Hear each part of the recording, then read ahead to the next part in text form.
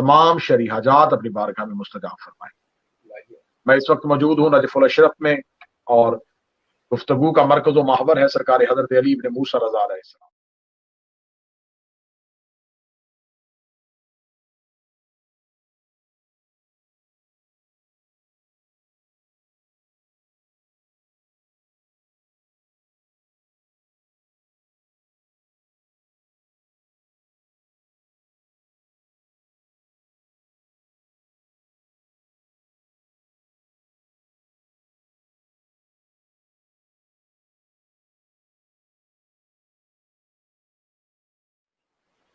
तो लिहाजा अक्सरियत मौला के इस सलाम पे ये समझती है कि शायद ये मेरा मौला जो है माज़ल्ला सुम्मा माज़ल्ला दुनियावी लिहाज से गरीब है, तो इसलिए इन्हें गरीबुल गुरबा कहा जाता है। अरबी जुबान में लफ्ज गरीब मुसाफिर के लिए इस्तेमाल होता है, जो मुसाफिरत में हो, जो सफर में हो, उसके लिए लफ्ज गरीब इस्तेमाल होता है। और उर्दू में शायर मशरक डॉक्टर इकबाल ने जब लफ्ज गरीब का इस्तेमाल करना था तो उन्होंने एक मुफ्ती से सवाल किया कि मुझे बताएं कि क्या लफ्ज गरीब मैं इमाम हुसैन अलैहिस्सलाम के साथ इस्तेमाल कर सकता हूं। तो उन्होंने उसकी तशरीह में कहा था कि लफ्ज गरीब की इमाम हुसैन अलैहिस्सलाम के साथ आकर निस्बत यह है कि गुर्बत यह है कि वो इमाम वक्त थे और दुनिया उन्हें पहचान नहीं रही थी। इसलिए डॉक्टर इकबाल ने शेर लिखा था, गरीब और सादा और रंगीन है दास्तान हरम, नहायत इसकी हुसैन और इब्तदा इस्माइल। साहिबान गिरामी कादर, सरकार हजरत अली इब्न मूसा रज़ा अलैहिस्सलाम अल्लाह के भेजे हुए आइमा में से 8वें इमाम है और 8वें शहंशाह। मेरी कोशिश और काविश ये होती है कि जिस शख्सियत पे, जिस हस्ती पे, जिस जात पे गुफ्तगू हो, उसकी जात के हवाले से, तारीखी हवाले से, मारिफत के हवाले से वो राज, वो हकाइक पढ़े जाएं जिससे तिश्नगी अभी बाकी है। सरकार हजरत अली इब्न मूसा रज़ा अलैहिस्सलाम इमाम मूसा काज़िम अलैहिस्सलाम के पाक फर्जंद हैं। अब इनकी जिंदगी में 20 या 22 साल मदीना के निकाल के बाकी जिंदगी के जितने भी अयाम थे वो सारे के सारे ईरान में तूस में गुजरे। जब हमने तारीख से पूछा कि मौला तूस क्यों आए थे, खुरासान क्यों आए थे, तो तारीख ने बताया कि मामून रशीद ने इमाम को वली अहदी दी थी। दुश्मनाने मजहब, दुश्मनाने तशय्यो यहां पर आकर हम पर एक इल्जाम और एक बहतान लगाते हैं इमाम पर कि देखें, अगर इमाम के हुकूमत से ताल्लुकात अच्छे नहीं थे, अब्बासियों से ताल्लुकात अच्छे नहीं थे, तो इमाम अली इब्न मूसा रज़ा अलैहिस्सलाम ने मामून रशीद की वली अहदी क्यों कबूल की थी? खुदा जानता था कि इन लोगों को दुश्मनी खानदान रसूल और औलाद फातिमा से होगी, इसलिए खुदा ने कुरान में मा सबक अंबिया का तज़किरा कर दिया था और अंबिया की कहानी बयान कर दी थी। खुदा ने अंबिया की कहानियों में से एक कहानी हजरत यूसुफ के नाम से लिखी, जिसे कुरान में पूरी सूरत दी गई। आयतों में हजरत यूसुफ का तज़किरा नहीं हुआ, पूरी सूरत हजरत यूसुफ के नाम के साथ मंसूब हुई। और सूरह यूसुफ में तफसीलन लिखा हुआ है कि खुदा ने हजरत यूसुफ को अजीज मिस्र का वलीअहद बनाया। अगर अजीज मिस्र जैसे दुश्मन तौहीद के वलीअहद बनाने से हजरत यूसुफ की नबूवत में कोई फर्क नहीं पड़ता, तो मामून रशीद जैसे मलाउन के वलीअहद बनाने से इमाम रजा की इमामत में भी कोई फर्क नहीं पड़ता। दूसरा इसका जवाब मैं ये दूंगा कि मामून रशीद ने जब इमाम को वलीअहदी दी थी तो इमाम रजा अलैहिस्सलाम ने उसके सामने बिल्कुल अपने आबाओ अजदाद की सुन्नत और सीरत पे अमल करते हुए ये अल्फाज कहे थे कि हुकूमत से हमारा कोई सरोकार नहीं, हुकूमत के मामलात में हम दखल नहीं देंगे, लेकिन मजहब के मामलात को हम किसी सूरत में अब्बासियों के हाथ में नहीं जाने देंगे। बिल्कुल ऐसा ही सवाल, ऐसा ही जवाब पहले इमाम मौला अमीर अल मोमिनीन से जब खिलाफत और हुकूमत गस्ब की गई थी तो मौला अमीर अल मोमिनीन ने कहा था कि तुम बादशाहत करो, तुम हुकूमत करो, लेकिन दीन पहुंचाना, दीन बचाना इमाम की जिम्मेदारी है, लिहाजा दीन में तगय्युर और तब्दीली ना करना। मुआहिदा हजरत इमाम हसन में भी हमें यही शर्त नजर आई, इमाम हुसैन अलैहिस्सलाम ने भी यही शर्त कही। अब ये वली अहदी दी क्यों गई थी? जब हम इसके बैकग्राउंड में जाते हैं तो हारून रशीद की दो बीवियां थी, एक अरब से थी, एक अजम से थी। जो अरब से थी उसमें से उसका एक बेटा था जिसे अमीन कहते हैं। जो अजम से थी उससे जो बेटा था वो मामून रशीद था। हारून रशीद के मरने के बाद मामून चाहता था कि खिलाफत मेरे पास आए और अमीन चाहता था कि बादशाहत मेरे पास आए। लिहाजा एक भाई ने दूसरे भाई का कत्ल करवा दिया। ये काम खिलाफत में होता है, इमामत में नहीं होता।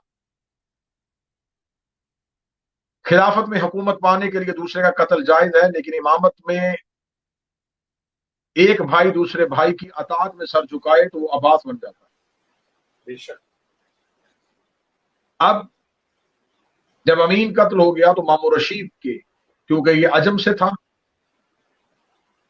और अमीन का ताल्लुक अरब से था और अरब में उसने अपना सिक्का राइज किया हुआ था, लोगों के जहनों पे वो पहुंचा हुआ था।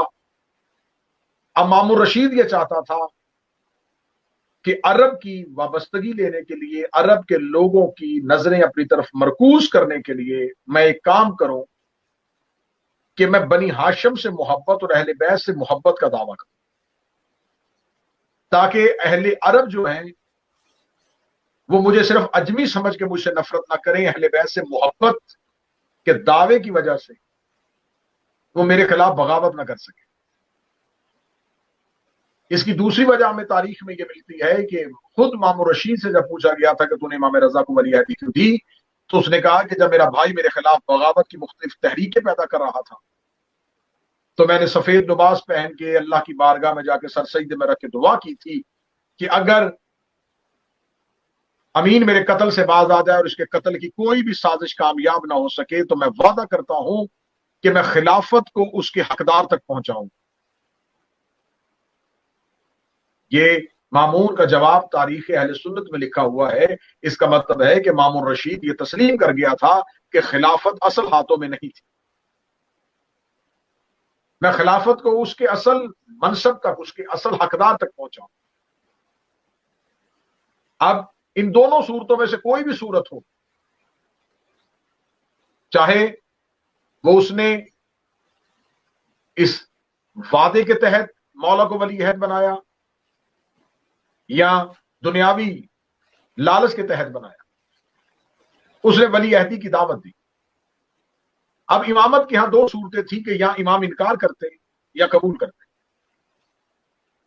इनकार कर लेते तो बिल्कुल वही हालत होती जो जंग नहरवान में अमीर अल-मोमिनीन और जंग सफीन में मौला अमीर अल-मोमिनीन के साथ। लोग ये कह देते कि जब आप कहते हैं कि आपको हुकूमत नहीं दी जाती, जब वो हुकूमत दे रहे हैं तो आप कबूल क्यों नहीं कर रहे? तो इसका मतलब है कि इस साजिश के तहत मौला के गिर्द करीबी हलकों में एक बगावत फैल सकती थी। दुश्मन का फितना मौला के करीबी हलकों को कमजोर कर सकता था। दूसरी वजह, जब मौला अमीर अल-मोमिनीन ने तीसरी खिलाफत के बाद लोगों की एक भीड़ मौला अमीर अल-मोमिनीन के पास गई है तो इन्होंने कहा कि अली आप खिलाफत को कबूल कीजिए, तो मौला अमीर अल-मोमिनीन ने कहा उठाओ अपनी जख्मी ऊँटनी को। मौला अमीर अल-मोमिनीन ने बहुत सख्त अल्फाज इस्तेमाल किए, क्या मुझे खिलाफत क्यों देने के लिए आए हो, जबकि इससे पहले तुमने ये कमीज उन्हें पहनाई है जिनके जिस्म पे पूरी नहीं थी। तो अब बहुत सी तलवारों न्याम से बाहर निकल आई और कहा है अली आप हुकूमत को कबूल क्यों नहीं कर रहे, इसका मतलब है कि आप दीन इलाही के साथ मुखलस नहीं है। तो लिहाजा इमामत के सामने बहुत सी ऐसी चीजें थी जो दुश्मन साजिश के साथ मुतहर्रिक कर सकता था। दूसरी वजह, इमाम चाहते थे कि वो मदीना का मरकज बेशक था और मदीना में इससे पहले इमाम जाफर सादिक अलैहिस्सलाम बहुत इल्मी काम कर चुके थे और बगदाद में मौला हजरत इमाम मूसा काज़िम बहुत काम कर चुके थे। ईरान का खित्ता जो है वो अहले बैत से खाली था। मौला चाहते थे कि हम में से कोई फर्द ईरान में जरूर पहुंचे। अब जब मामून रशीद ने इमाम रजा की वली अहदी कबूल होने के पैगाम के साथ امام کی آمد کی اطلاع سنی کہ مولا آ رہے ہیں، تو اس نے امام کو لینے کے لیے جو قافلہ گیا تھا اسے کہا کہ مولا کو ان سپاہیوں سے کہا کہ بصرہ کے رستے سے لے کے آنا۔ اس کی وجہ کیا تھی؟ اگر امام دوسرے رستے سے آتے، نیشاپور اور کم کے رستے سے آتے، تو اس کو خبر تھی کہ کم میں مولا کے ماننے والوں کی ایک وسیع تعداد ہے، تو مولا کی وہ وسیع تعداد مولا کے ساتھ مل کے کہیں ایک پورا لشکر مل کے میری حکومت کو ختم نہ کر دے، تو لہذا بصرہ کے ان علاقوں سے مولا کو لے کے آنا جہاں امام کے چاہنے والوں کی تعداد کم ہے۔ سواری بصرہ سے ہوتی ہوئی نیشا پر پہنچی، لیکن امام کے خراسان آنے کی اطلاع ایران میں پہنچ چکی تھی کہ امام خراسان آ رہے ہیں۔ اس نے کوشش کی تھی کہ امام کے ملنے والوں پہ پابندی لگے اور مولا کے ملنے والے نہ آئیں، لیکن اس کی ساری سازش اس وقت دھری کی دھری رہ گئی جب 24,000 لوگ ہاتھوں میں کاغذ قلم لے کے نیشاپور کی پہاڑی پہ امام کا انتظار کر رہے ہیں۔ سبحان اللہ۔ نیشاپور کی پہاڑی تھی اور 24,000 لوگ، اور یہ 24,000 کون تھے؟ صرف یہ نہیں ہے کہ میں نے تاریخ سے اس کو پڑھا کہ صرف 24,000 لوگ نہیں آئے، لاکھوں کی تعداد میں لوگ تھے۔ 24,000 محدثین تھے جو حدیثیں جمع کرتے تھے۔ یا آپ آج کے دور کے لحاظ سے اگر کہیں تو 24,000 میڈیا کے لوگ امام سے ملنے کے لیے کھڑے تھے۔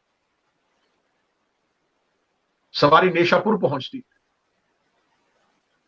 امامت کو دیکھے ہوئے امت کو عرصہ گزر چکا ہے۔ امت کئی عرصے سے مسلسل بادشاہت کو دیکھ رہی ہے، اموی حکمرانوں کو دیکھا، عباسی بادشاہوں کو دیکھا، ایک طویل عرصہ امام موسیٰ کاظم کی قید کا گزر چکا تھا۔ تقریباً 20 سال ہو چکے تھے امت کو امام دیکھے ہوئے، 20 سال ہو چکے تھے لوگوں کو وارث قرآن کی زبان سے قرآن سنے، تقریباً 20 سال ہو چکے تھے لوگوں کو الہی نمائندے سے گفتگو کرنے کے ترستے ہوئے۔ جب امام رضا کی سواری نیشاپور پہ پہنچتی ہے تو 24,000 محدثین ہاتھوں میں کاغذ قلم لے کے امام کی سواری کے پیچھے دوڑتے، یبنا رسول اللہ، یبنا رسول اللہ، کوئی حدیث لکھا دے۔ اس سارے منظر سے ایک نتیجہ نکلتا ہے کہ 24,000 کاغذ قلم اور 24,000 محدثین جو چیخے مار کے کہہ رہے تھے، اس کا مطلب ہے جھوٹی حدیثیں اتنی آ چکی تھی کہ وہ سچی حدیث کے لیے تڑپ رہے تھے۔ میں نے ایک گفتگو میں کہا تھا کہ وضع حدیث ایک لفظ تاریخ میں آتا ہے، حدیث سے گڑنے والا کام کب سے شروع ہوا؟ ایک پورا چیپٹر ہے، ایک پوری مجلس ہے، ایک پوری گفتگو کا سیشن ہے کہ یہ وضع حدیث کب سے شروع ہوئی، جھوٹی حدیثیں کیسے بنی گئی، کیسے کیسے لوگوں سے بنوائی گئی، اس میں کام کیا ہوا، حتیٰ کہ آج کے دور میں بھی لوگوں نے اس بات کو تسلیم کیا کہ ان کو چھاننے کے بعد صحیح حدیثیں علیحدہ کی تو وہ صحیح بخاری اور صحیح مسلم بنی۔ مسلم نے اور بخاری نے جو حدیثیں صحیح علیحدہ کی، صحیح ہیں، تو اس کو کہا کہ یہ صحیح حدیثیں ہیں، اور ان کا صحیح کہنا اس بات کی دلیل ہے کہ کچھ غلط بھی تھی۔ اگر آج آپ کے پاس صحیح بخاری، صحیح مسلم، قرآن کے بعد صحیح ترین کتاب ہے تو صحیح کیوں کہا گیا؟ آج تک ہم نے کہیں قرآن کے اوپر نہیں لکھا پڑھا صحیح قرآن، کیوں؟ قرآن اپنی اصلی حالت میں 1400 سال سے، قرآن نہیں بدلا، حدیث بدلی، کیونکہ قرآن میں حکم تھا، حدیث میں عملی صورت تھی۔ قرآن صرف اور صرف تھیوری دے رہا تھا، حدیث پریکٹیکل دے رہی تھی۔ قرآن اشارے کر رہا تھا، حدیث وضاحت کر رہی تھی۔ قرآن دعویٰ تھا، حدیث دلیل تھی۔ قرآن مقدمہ تھا، حدیث اس کی دلیل تھی۔ تو لہٰذا انہوں نے کوشش کی کہ قرآن کے اشاروں کو ختم نہ کریں، حدیث کی وضاحت کو ختم کریں۔ ہم آیت تو نہیں مٹا سکتے کیونکہ اس نے قرآن کی حفاظت کا ذمہ لیا ہے، ہم حدیث میں اس آیت کی تفسیر کو بدل دیتے۔ لہذا حدیث، غلط حدیثیں اتنی کر دی گئی کہ آج مسلمانوں کے پاس اہل تشیع کے علاوہ جتنے بھی مسلمانوں کے فرقے ہیں ان کے پاس قرآن کے بعد جو معتبر حدیث کی کتابیں ہیں وہ بخاری ہے، اور اس کے اوپر لکھا صحیح بخاری۔ صحیح کا مطلب کیا ہے؟ کہ بخاری نے یہ صحیح حدیث ہے اکٹھی کی، اس کا مطلب ہے اس کا صحیح اکٹھی کرنا اس بات کی دلیل ہے کہ کچھ غلط بھی تھی۔ تو آپ کے پاس کیا معیار ہے کہ جو آپ نے اکٹھی کی ہے وہ صحیح ہے؟ آپ نے تو علم الرجال کے تحت وہ صحیح کہی، لیکن آئیے کیونکہ یہ پورا چیپٹر ہے، اتنی جھوٹی حدیثیں گڑی گئی تھی کہ 24,000 محدث تڑپ رہے کہ مدت کے بعد کسی سے اصل حدیث سنیں۔ 24,000 محدثین نے کاغذ قلم ہاتھوں میں لیا اور امام سے کہہ رہے تھے فرزند رسول کچھ لکھوائیے، فرزند رسول کچھ لکھوائیے۔ یہاں میں خطابت کا جملہ کہنے لگا ہوں، جب رسول کہہ رہے تھے کاغذ قلم لاؤ تو دے نہیں رہے تھے، آج کہہ رہے تھے رسول کے بیٹے لکھوائیے۔ کیا بات ہے! یہی کاغذ قلم مصطفیٰ نے مانگا تھا تو انکار کیا تھا، آج وہ کاغذ قلم تڑپ رہے تھے کہ رسول کا بیٹا کچھ لکھوائے۔ اب کیا کہنے میرے مولا تیری حکمت کے، مولا چاہتے تو سیدھی حدیث بیان کر سکتے تھے، یہ لوگ ماننے کے لیے تیار تھے کیونکہ مدت کے بعد رسول کا بیٹا حدیث پڑھنے لگا تھا۔ لیکن انہوں نے جب حدیثیں بدلی تھی تو انہوں نے حدیثوں کی سندیں لکھی، حدیث ہم نے فلاں سے لی ہے، فلاں نے فلاں صحابی سے لی ہے، اس نے فلاں صحابی سے لی ہے، تو حدیثیں انہوں نے سند کے ساتھ لوگوں کو بتاتے تھے۔ اگر لوگ کہتے تھے یہ حدیث کیسے صحیح ہے تو وہ کہتے یہ رسول سے انس نے سنی تھی، انس سے یحییٰ نے سنی، یحییٰ سے زید نے سنی، زید سے بکر نے سنی، بکر سے فلاں نے سنی، فلاں سے سنی، فلاں سے سنی اور مجھ تک پہنچی۔ یہ حدیث بیان کرنے کے لیے پہلے اس کی حدیث کی سند بیان کرتے تھے، اس کی اتھارٹی بیان کرتے تھے کہ یہ حدیث ہم نے کہاں سے لی۔ یہ رائج ہو چکا تھا حدیث کی سند بیان کرنا۔ اب 24,000 محدثین نے جب کہا نا مولا لکھوائیے، مولا نے محمل کا پردہ اٹھایا اور مولا نے فرمایا میں نے سنا ہے اپنے بابا امام موسیٰ کاظم سے، انہیں سنا ہے اپنے بابا جعفر صادق سے، انہوں نے سنا ہے اپنے بابا باقر العلوم سے، انہوں نے سنا ہے علی زین العابدین سے، انہوں نے سنا ہے حسین سے، حسین نے سنا ہے حسن سے، حسن نے سنا ہے علی سے، علی نے سنا ہے محمد سے، مصطفیٰ نے سنا ہے جبریل سے اور جبریل نے سنا ہے خدا سے۔ نعرہ حیدری یا علی علی علی علی جیو قبلہ۔ امام نے جو حدیث کا سلسلہ بیان کیا وہ سلسلہ ایسا تھا کہ پورے سلسلے میں ایک بھی غیر معصوم نہیں آیا۔ اس حدیث کو کہا جاتا ہے حدیث سلسلۃ الذہب، سونے کی کڑیاں، جس کے بارے میں اہل سنت کے امام احمد بن حنبل کہتے ہیں کہ اس حدیث کو اگر پڑھ کے دیوانے میں پھونک ماری جائے تو وہ دیوانہ نہیں رہے گا بلکہ عاقل اور سمجھدار ہو جائے۔ وہ کہتے ہیں اس حدیث کو اگر برتن میں لکھ کے پانی ڈال کے گونگے کو پلایا جائے تو اسے زبان مل جائے، کیونکہ حدیث کی سند ہی بڑی مشہور۔ اسے حدیث سلسلۃ الذہب کہا گیا۔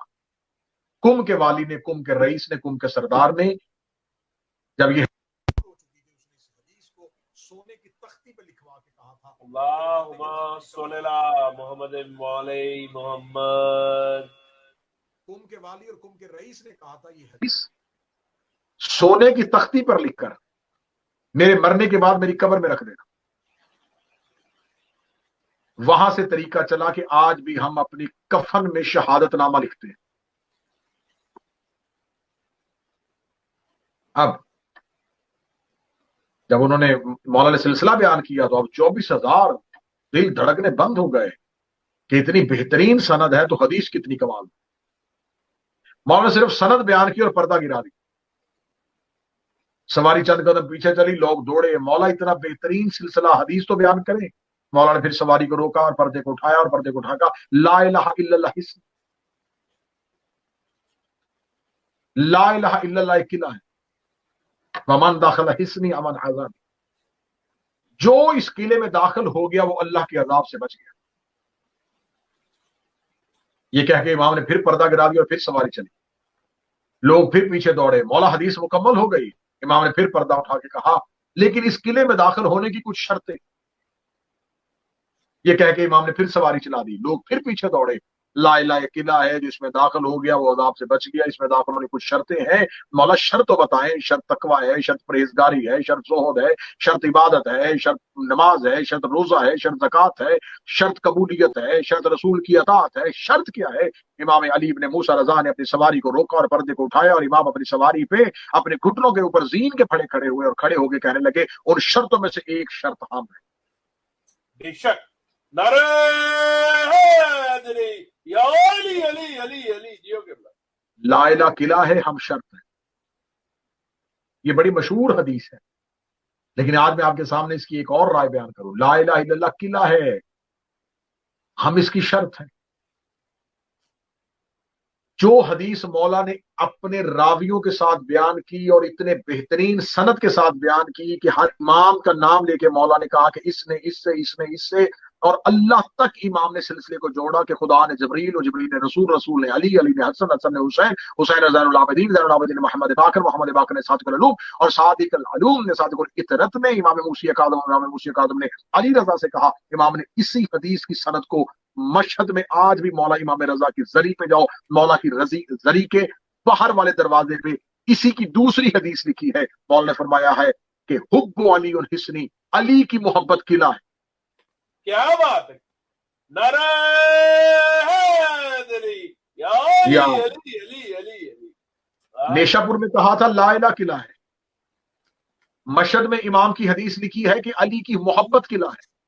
اس کا مطلب ہے کہ امام نے نیشا پور کی حدیث کو مشہد والی حدیث کے ساتھ جوڑ دیا کہ جیسے لا الہ ضروری ہے ویسے ہی علی ولی اللہ ضروری ہے. جیو قبلہ جیو جیو. ہم نے فرمایا ہے اس میں داخل ہونے کی شرط ہے، اور اب شرط ہے. شرط کسے کہتے ہیں؟ نماز عبادت ہے، وضو شرط ہے. روزہ عبادت ہے،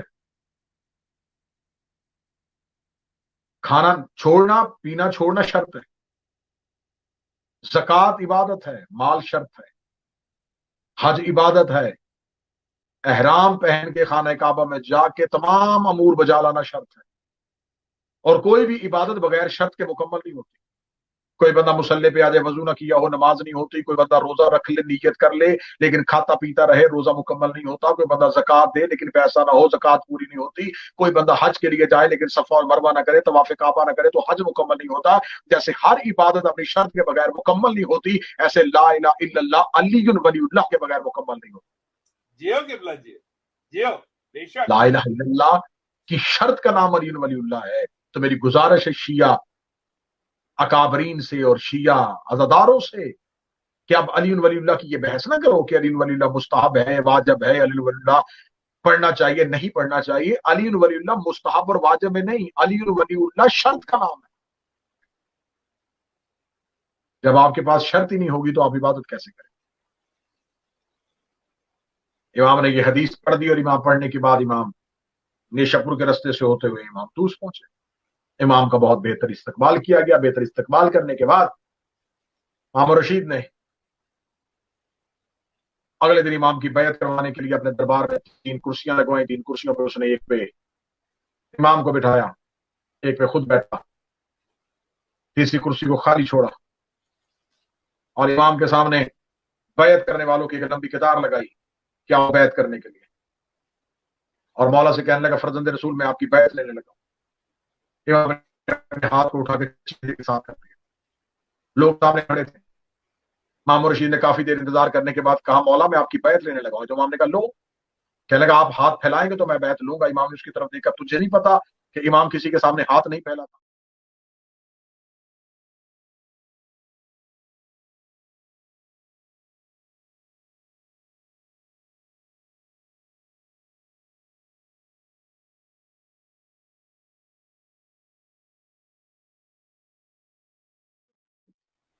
امام مسکراتے رہے. کافی لوگ بیعت کرنے کے بعد ایک انصاری نوجوان آیا اور اس نے چھوٹی انگلی سے بیعت شروع کر کے انگوٹھے پہ آ کے ختم کی. مولا نے فرمایا پہلی بیعت اب ہوئی. جیو قبلہ. کیا بات ہے. سبحان اللہ. امام رشید نے کہا کہ فرزند رسول جو بال پہلے بیعت تھی. امام نے فرمایا تم تو بیعت کا طریقہ ہی بھول گئے. تو مولا ان کی بیعت کیا ہوئی؟ فرمایا فسخ ہو گئی، ان کی بیعت ہوئی نہیں. اب وہ سر پکڑ کے بیٹھ گیا کہ میں نے بھی ایسے ہی لی تھی، میرے باپ نے بھی ایسے ہی لی تھی، اس نے بھی ایسے لی تھی، اس نے بھی ایسے لی تھی، اس نے بھی ایسے لی تھی. مولا نے غدیر کے ساتھ اپنے سسٹم کو جوڑ کے بتایا. غدیر سے لے کے اب مجھ تک جتنی بیعت غیر معصوم کے ہاتھ میں ایسے ہوئی ہے وہ ساری باطل. کیا بات ہے. جیو قبلہ. لعنت بے شمار. امام کے ہاتھ میں بیعت ہو گئی. امام کے ہاتھ میں بیعت ہونے کے بعد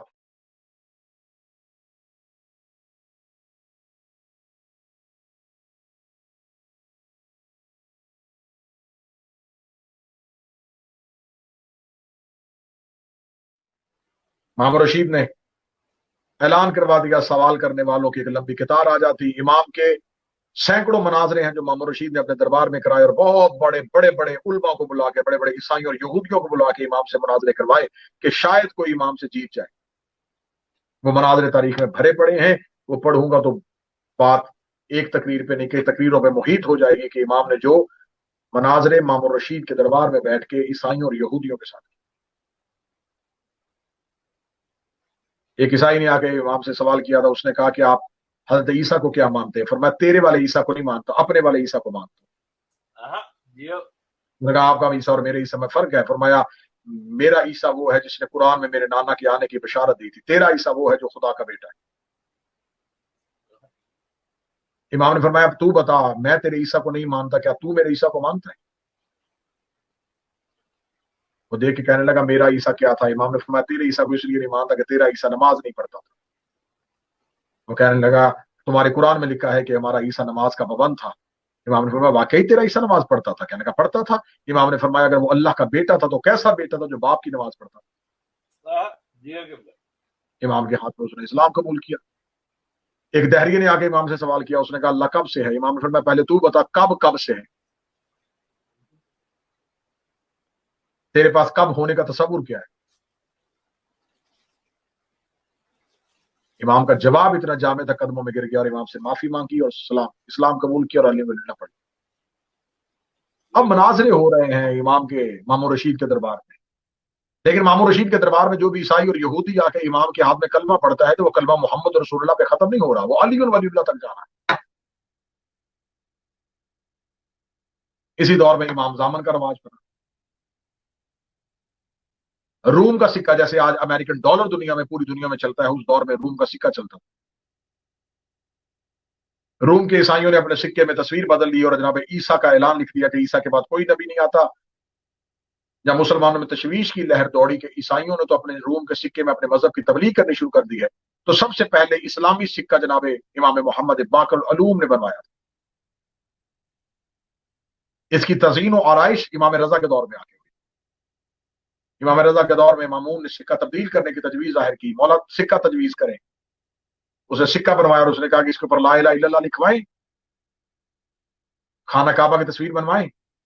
इमाम ने अपनी अंगुश्तरी को उठा के सिक्के को बुला के अंगुश्तरी की मोहर लगाई और सिक्के पर लिखा हुआ था अली वलीउल्लाह। जियो के बल्ला, जियो। क्या बात है, तो सुभान सिक्का अल्लाह। शीयों के पास पहुंचा, वो शीयों के पास जब सिक्का पहुंचा थोड़े अरसे के बाद वो सिक्का बंद कर दिया गया। शीयों ने वो सिक्का छुपा के रख लिया, छुपा के रखते थे तबर्रक के तौर पे। जब कभी सफर में जाते थे तो वो सिक्का अपने बाजू में बांध लेते, कोई पूछता क्या है तो ये कहते ये हमारा इमाम जामन है। वहाँ- अब इमाम अली इब्न मूसा रजा दरबार खिलाफत में है, दरबार अब्बासी में है, लेकिन इमामत के चर्चे हो रहे हैं, इमामत मशहूर हो रही है, जगह जगह इमाम के पीछे, जगह जगह इमाम की कहानी कि मदीने से एक इमाम आया है, उसके इल्म के चश्मे बह रहे हैं। फैज इल्म ऐसे जारी है कि साइल सवाल जहन में रखता है, इमाम जवाब दे देते हैं, मांगने वाला जाता है, इमाम उसको अता कर देते हैं।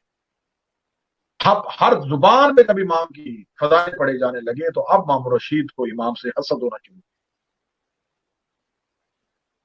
उसने बुलवाया तो अपनी हुकूमत मजबूत करने के लिए था, लेकिन इमाम ने अपनी इमामत को इतना मजबूत कर लिया कि उसके दरबार के दरबारी भी इमाम के आने का इंतजार करते। ईद की नमाज के लिए मामूर रशीद ने इमाम को पैगाम भेजा कि आप ईद की नमाज पढ़ाने के लिए आए, तो रावी कहता है कि इमाम अली इब्न मूसा रजा जब अपने घर से निकले तो सर पे सफेद अमामा, सफेद अबास, सफेद लिबास और नंगे पांव चलते हुए ईदगाह की तरफ आ रहे थे और हर 7 कदम पर रुक के 4 तकबीरें पढ़ते थे।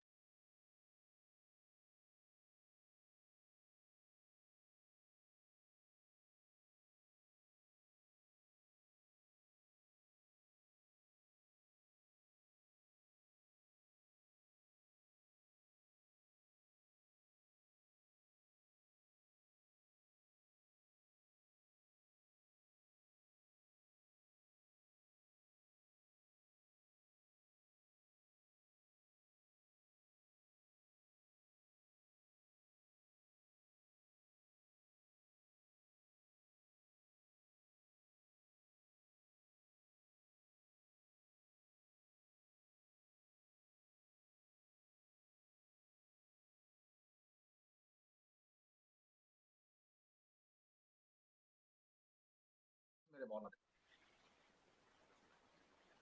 बड़ा मशहूर देबल खजाई वाला किस्सा है, वो इस इमाम के दौर में था। देबल मौला का एक मरसिया खान था, मौला का एक शायर था, मौला का एक जाकर था। मौला इसे बुलवा के अपने घर में मजलिस करवाया करते थे, और इस मजलिस का एहतमाम मौला खुद करवाते थे। मजलिस के कलीन खुद बिछाते थे, मजलिस वाली जगह खुद तैयार करते थे। जब गुलाम आके मौला के हाथों पे से चीज को पकड़ते कि मौला ये काम हमें करने दे, मौला ने फरमाया नहीं, तुम्हें नहीं खबर कि अजादारी की सब बिछाने का कितना अजर है। इमाम मुहर्रम में काला लिबास जेबेतन रखते थे। अयाम अज़ा में इमाम मुसलसल मजालस मातमदारी और गिरिया में मसरूफ रहता। बाकायदा इमाम के कत्ल का मंसूबा कब बनाया? जब मामून रशीद अपने दरबार में बैठा हुआ था और इमाम उसके करीब बैठे हुए थे, और एक शख्स को गिरफ्तार करके मामून रशीद के दरबार में लाए गए। तो मामून ने उससे कहा कि तू मेरी खिलाफत को क्यों नहीं मानता, तू मेरी हुकूमत को क्यों नहीं मानता? उसने कहा इसलिए नहीं मानता कि तू गुलाम है, और गुलाम आजाद पे हुकूमत नहीं कर सकता, जालिम मजलूम पे हुकूमत नहीं कर सकता। मामून रशीद ने कहा मैं जालिम कैसा? उसने कहा तूने अहले बैत से खिलाफत वाला हक छीना था, इसलिए तू जालिम। उसने कहा मैं गुलाम कैसा? उसने कहा तेरी मां को हारून रशीद ने कनीजी में खरीदा था, और जिस पैसे से उसने कनीजी में खरीदा था वो उम्मत का पैसा, उसमें से उसने सहम इमाम और माल इमाम नहीं निकाला हुआ था, लिहाजा वो उम्मत का पैसा था जिससे उसने तेरी मां को खरीदा था। इसका मतलब तेरी मां खरीदी गई थी उम्मत के पैसे से। अगर उम्मत ने वो हक माफ भी कर दिया हो, लेकिन मैं भी उस उम्मत में से हूं, मैंने वो हक माफ नहीं किया, लिहाजा तू मेरी कनीज का बेटा है और मैं अपनी कनीज के बेटे की अतात नहीं कर सकता। जब उसने ऐसे लाजवाब किया तो मामून रशीद ने इमाम रजा की तरफ देख के कहा कि फर्जंद रसूल, आप मेरी जगह पे इसे जवाब क्यों नहीं दे रहे? इमाम रजा ने अपनी अबा को अपने दोष पे रखा और रख के कहने लगे जब लोग हक को पहचान लें तो उन्हें झुटलाया नहीं करते। क्या बात है, जिया किबला, बात को। जब इमाम ने बड़े दरबार में ये जुमला कहा, उस दिन मामून रशीद ने प्रोग्राम बना लिया कि अब मैं इमाम को अपने रास्ते से हटाऊं।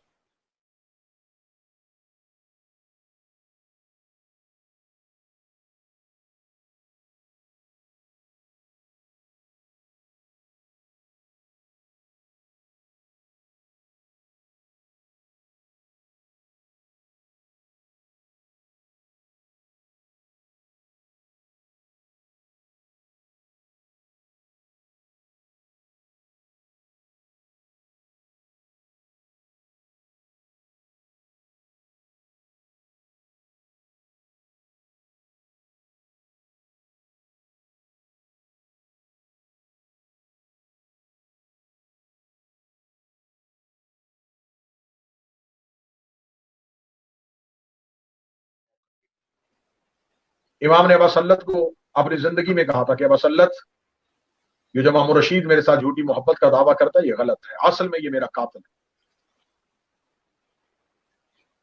उसने अबासल्लत ने पूछा मौला ये आपको कत्ल कैसे करेगा? मौला ने फरमाया ये एक दिन मुझे अपने घर दावत में बुलाएगा और अपने गुलामों के हाथ जहर से भरे होंगे, गुलामों के हाथों में जहर भरी होगी, गुलामों के हाथ जहर से भरे होंगे, ये उन्हीं हाथों के साथ अनार को तोड़वाएगा और उन अनार का जूस बनवाएगा, और वो जूस मुझे दरबार में पेश किया जाएगा। हाथों का वो जहर जो अनार के दानों से अनार के जूस में चला गया होगा, वो अनार का शरबत पीने के साथ मेरी शहादत वाक़या हो। इमाम ने अबासल्लत को कहा कि जब मुझे शहीद कर दिया जाएगा और मेरा जनाजा मेरे घर में पड़ा होगा तो मामून रशीद मुझे गुस्ल देने के इरादे से मेरे घर आएगा। खबरदार, जब मामून रशीद गुस्ल का इरादा करे कि मैं इमाम को गुस्ल दूंगा तो क्योंकि गैर मासूम मासूम को गुस्ल नहीं दे सकता, मेरे घर में एक नूर का खैमा आके लगेगा और मदीने से इजाजत इमामत के साथ मेरा बेटा तकी आके मेरी मैयत को गुस्ल दे। जब वो नूर का खैमा लग जाए तो कोई बशर जितनी भी कोशिश करे वो उस नूर के खैमे में दाखिल नहीं हो सकेगा। मामून रशीद भी डर के वहीं रुक जाएगा। तुम में से भी कोई उस नूर के खैमे के करीब जाने की कोशिश न करना, वरना तुम्हारी आंखें अंधी हो जाएगी। उस खैमे का पर्दा उठेगा, मेरी मैयत को गुस्ल होने के बाद मेरा जनाजा उस खैमे से बाहर आएगा। मामून रशीद मेरे जनाजे के आगे आगे नंगे पांव सियाह लिबास पहने हुए रोता हुआ लोगों को दिखाता हुआ कि मुझे इमाम की शहादत का बड़ा दुख है, कब्रिस्तान की तरफ जाएगा और ये जाके कोशिश करेगा कि मेरा मैयत हारून रशीद की पाइंती में, हारून रशीद के पांव की तरफ میری قبر بنائے. جب یہ جنازہ پڑھانے کے لیے آگے کھڑا ہوگا تو اس کے کاندھے پہ ایک ہاتھ آئے گا, اس کو زور سے دھکا دے کے پچھلی صفوں میں گرا کے میرا بیٹا تقی میرا جنازہ پڑھائے. جنازہ پڑھنے کے بعد جب یہ قبر ہارون رشید کے قدموں کی طرف بنانے کی کوشش کرے گا تو اس پہ جتنے بھی کدال مارے جائیں گے زمین کھودی نہیں جائے گی. آخر مجبور ہو کے ہارون رشید کے سرہانے کی جانب جائے گا. سرہانے کی جانب پہلا ہی کدال مارا جائے گا تو زمین شگافتہ ہو جائے گی. اس کے اندر سے ایک پتھر باہر نکلا جسے اوپر لکھا ہوگا یہ قبر مبارک امام رضا ہے. مولا فرمایا ابا صلی جب وہ تختی نکل آئے اس پتھر کو ہٹانا, اس پتھر کو ہٹاؤ گے دیکھو گے نیچے بہت پانی ہے اور چھوٹی چھوٹی مچھلیاں اس پانی میں تیر رہی. اللہم صلی اللہ محمد مولی محمد. ایک بڑی مچھلی آ کے ان تمام چھوٹی مچھلیوں کو نکل جائے گی. تھوڑی دیر کے بعد وہ پانی خشک ہو جائے گا, وہ پانی سوکھ جائے گا. جب وہ پانی سوکھے گا تو اس وقت زمین قبر کے لیے تیار ہو جائے گی. میری میت کو اس میں رکھ دینا اور کوئی میری قبر پہ مٹی نہیں ڈالے گا کیونکہ امام کسی کا حق نہیں رکھتا. میری قبر کا تعویذ خود بخود بند ہو جائے گا اور میری قبر کے نشان کو مٹا دینا اور ابا صلی لوگوں کو بتا دینا کہ یہ امام رضا کی قبر. اب یہ مکمل شہادت امام اپنے نوکر ابا صلی کو پہلے بتا کے گئے یہ ہونے والا ہے.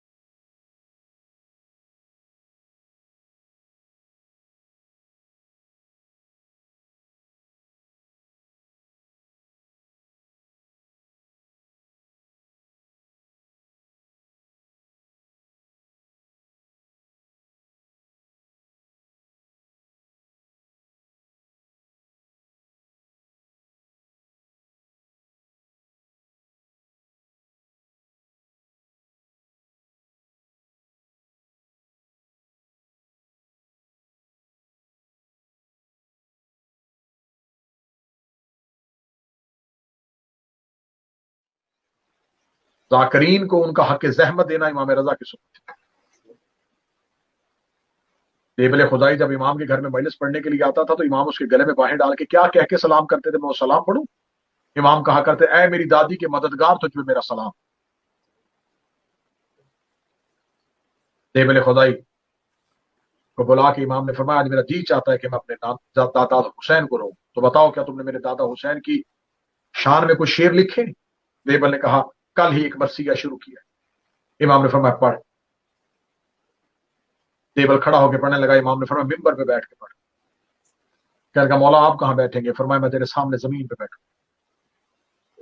دیبل رو کے کہتا میری ضرورت ہی نہیں کہ امام زمین پہ ہوں میں ممبر پہ بیٹھ جاؤں. امام فرماتے ہیں تو ذاکر شبیر بن کے ممبر پہ بیٹھ, میں عزادار حسین بن کے زمین پہ بیٹھ. امام زمین پہ بیٹھے. دیبل خدائی نے وہ مرثیہ پڑھا جو آج بھی عربوں میں بڑا مشہور ہے, جس کا اردو میں ترجمہ شہید محسن نقوی نے کہا تھا زہرا تیری کلیوں کا صحرا میں بکھر جا.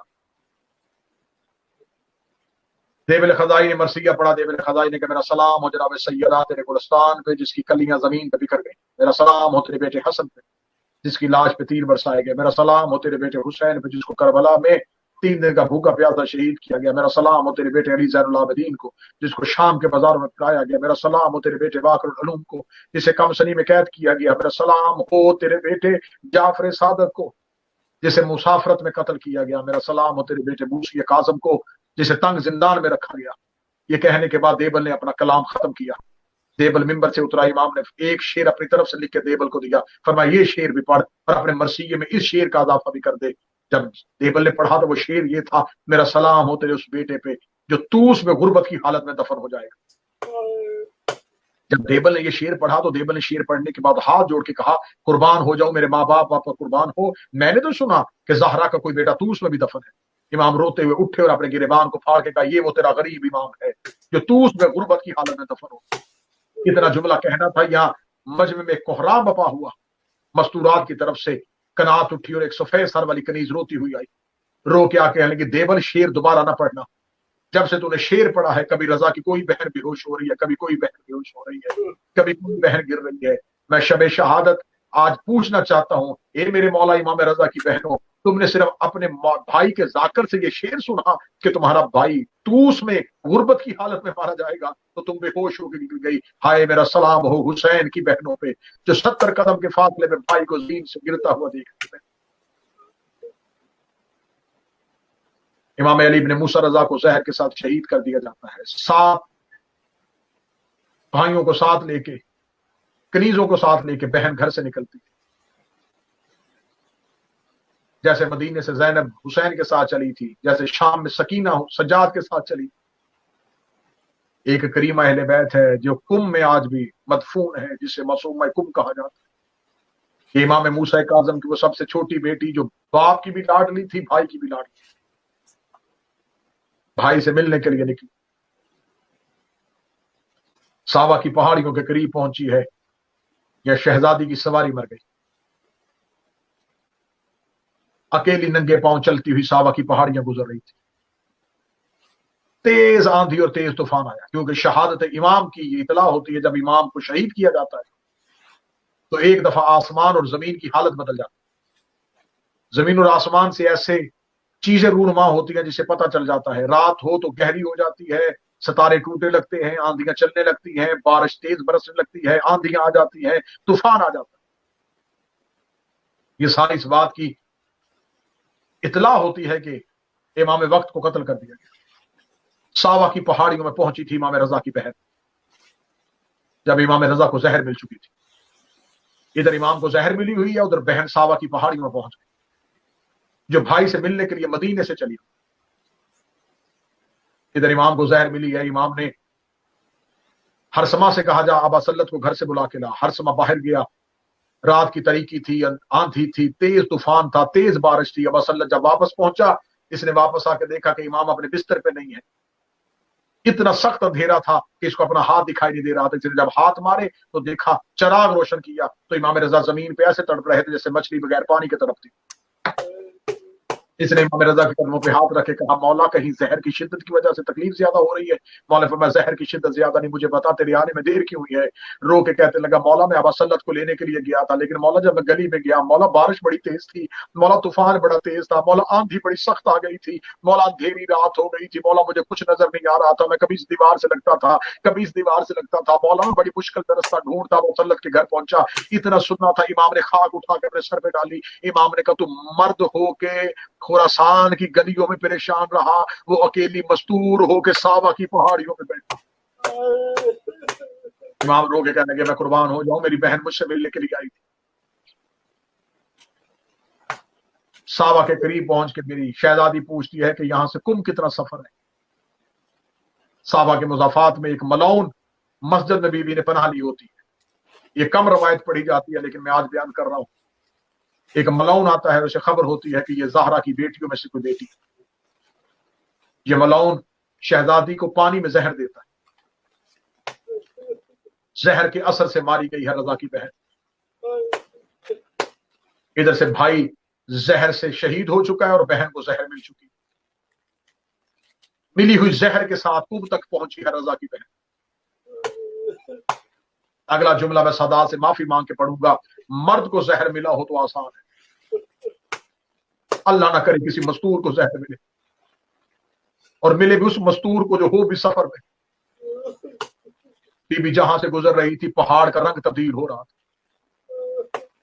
जहर की शिद्दत की वजह से बीबी के पांव के तलवों से खून निकल रहा था। बीबी रो रो के पहाड़ियों पे कह रही थी, मेरे अल्लाह तब तक मौत ना देना जब तक मैं रजा को ना देख लूं।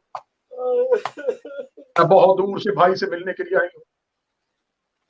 कुम शहर चंद कदम के फासले पे था। कुम के लोगों को पता चला, मूसा इब्ने खजरज को पता चला कि इमाम रजा की बहन आ रही है। इसने कुम की औरतों से कहा, इसने कहा अपने सरों पे फूलों की टोकरियां लो, कुम के बाहर चली जाओ, रजा की बहन आ रही है, उसे खबर हो ये शियों का शहर है। मूसा ने कुम की गलियों में ऐलान करवा दिया, कोई मर्द बाहर ना आए, कोई बच्चा अपनी छत पे ना आए, इमाम रजा की बहन आ रही है, वो बड़ी पर्दादार है, वो मूसा काज़म की बेटी है, वो मूसा काज़म की शहजादी है। कुम शहर में सन्नाटा था, मर्द अपने घरों में बैठ गए, कुम की औरतें अपने हाथों में फूल लेके कुम के दरवाजे पे खड़ी रजा की बहन का इस्तकबाल कर रही थी। मैं आज शबे शहादत सलाम करके कहता हूँ, ए मेरी मासूमा कुम शहजादी, बीबी तू शियों के शहर में आई, तेरा फूलों से इस्तकबाल हुआ। हुसैन की बहन कातल के शहर में गई, उसका पत्थरों से इस्तकबाल हुआ। मौला तेरा इस्तकबाल करने के लिए मेरी बीबी कुम की औरतें आई हुई थी। जैनब का इस्तकबाल करने के लिए शराबियों का मजमा था, बदमाशों की भीड़ थी, और हुसैन की बहन रो रो के कह रही थी, हुसैन मुझे रास्ता कोई नहीं दे। बस इसी हालत में जब इमाम मूसा काजम की बेटी कुम शहर के अंदर दाखिल हुई है, बीबी ने कुम शहर का मंजर देखा। आज भी वो घर कुम में मौजूद है, जिसे बैतुल नूर कहा जाता है, जहां पर बीबी ने 17 दिन क़याम किया था। शहजादी उस घर में पहुंच गई है, औरतें आती हैं, बीबी से मिलती हैं, हर बीबी को देख देख के कहती है, तुम कुम में रहती हो, बता यहाँ से खुरासान कितना सफर है, कोई बताओ मेरा रजा कहाँ पे है, कोई बताओ मैं अपने भाई अली रजा से कैसे मिल सकती हूँ। एक एक मस्तूर से पूछती थी। आखिर एक दिन एक मस्तूर आई, उसकी गोद में एक छोटी सी बच्ची थी। बीबी मासूमा कुम ने उस मस्तूर से कहा, तू मुझे बता यहाँ से खुरासान कितना सफर है, मैं मदीने से चल के आई हूँ, मैं अपने भाई अली इब्ने मूसा रजा से मिलना चाहती हूँ। वो छोटी सी बेटी अपनी माँ को देख के कहती है, अम्मा ये उसका पूछ रही है जिसे चंद दिन पहले जहर मिल गया है। जहर का नाम बना अली इब्ने मूसा रजा की बहन का सर दीवार से लगा। रो के कहती, तुझे सहारा का वास्ता, मुझे बता किस रजा को जहर मिली है। उस औरत ने बीबी के कदमों पे हाथ रखे, कहा, बीबी जिसको मिलने के लिए आई है, 17 दिन हो गए, वो तू उसमें दफन हो गया है, वो खुरासान में मारा गया। इतना जुमला कहना था। रजा की बहन ने अपने चेहरे का मातम किया, रो के कहती, रजा मेरा सफर देख, मैं मदीने से तुझे मिलने के लिए चली थी, अब अगर तुझे नहीं देखना तो मैं दुनिया में रहना नहीं चाहती। कालू इन्ना लिल्लाहि व इन्ना इलैहि राजिऊन। उधर मशहद में भाई दफन हो गया, उधर कुम में बहन दफन। मालिक मौला अली इब्ने मूसा रजा के कातलों पे लानत फरमाए, मासूमा कुम के कातलों पे लानत फरमाए, अहले बैत के कातलों पे लानत फरमाए। मौला इनसे जुल्म करने वालों पे जितनी दफा आदत खल्क हुई उतनी दफा इन पे लानत फरमाए। मौला मेरा और आपका तुम्हार बीबी के तरफदारों में, मौला अली के पैरोकारों में और मौला के रजादारों में फरमाए। मौला हर शिया को अली इब्ने मूसा रजा की कब्र की ज़ियारत नसीब फरमाए, हर शिया को मासूमा कुम की कब्र की ज़ियारत नसीब फरमाए। रब्बना तक़ब्बल मिन्ना इन्नका अंतस समीउद दुआ, आमीन या रब्बुल आलमीन। अल्लाहुम्मा सल्लि अला मुहम्मद।